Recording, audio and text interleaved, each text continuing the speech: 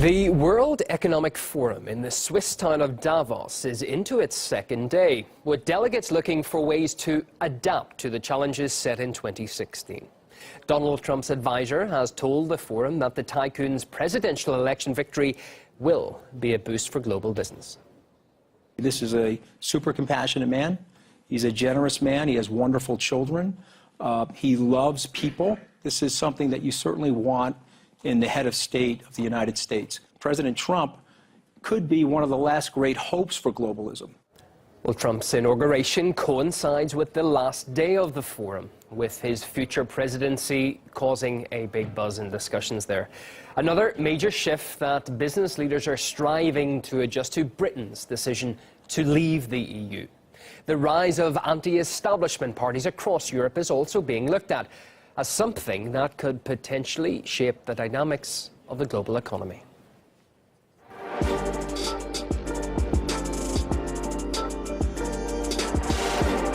We are also living in a new world. We cannot go back to old policies. We cannot just take recipes which may have worked in the old world, but which will not be appropriate anymore.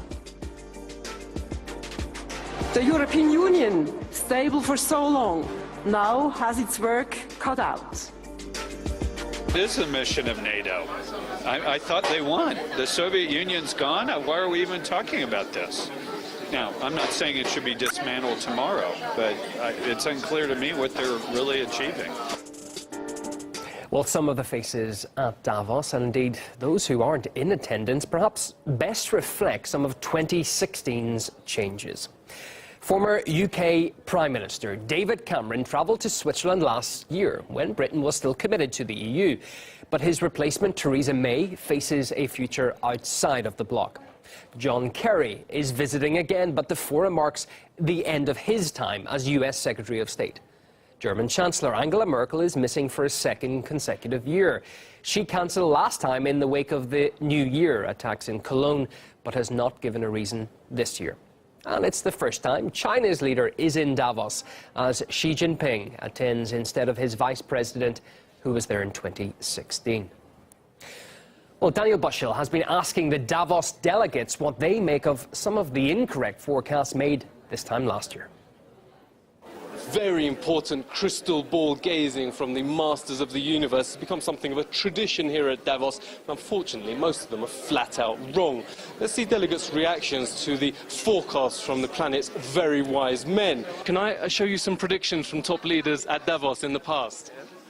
I want to put that question to the British people in a referendum and go out and campaign to keep Britain in a reformed European Union. The Trump phenomenon may not be as strong when it comes into contact with, actual voting, as it has appeared in national polls. Chinese left it too long to address the changeover in the growth model that they have to adopt. Hard landing is practically unavoidable.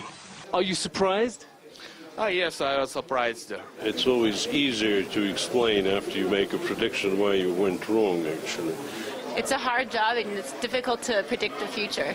The world is too complicated to predict. They showed their confidence about those issues, including Brexit or presidential campaign of the United States. So they are so certain that the result was opposite. So it was surprising issues. Nobody can really know what's going on.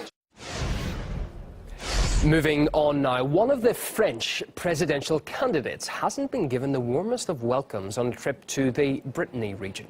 One voter got a little too close for comfort to Socialist Party candidate Manuel Valls.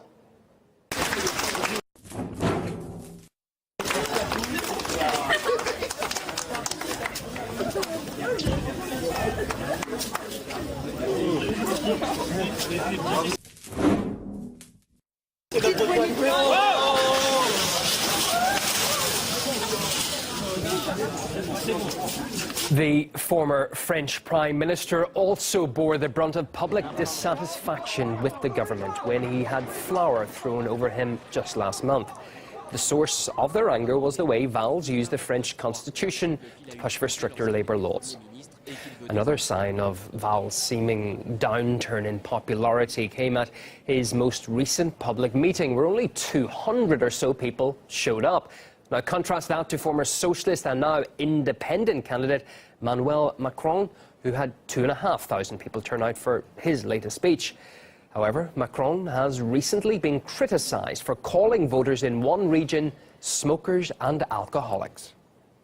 Medical help in these mining areas is not very good. Rates of smoking and alcoholism are high. Life expectancy is low. It has been lower than it is on the national level for many years.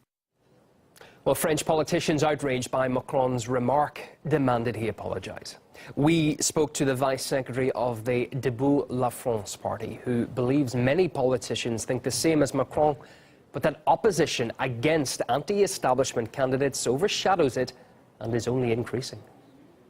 Emmanuel Macron, who is a banker earning large wages at the end of each month, doesn't know the French citizens, the French people.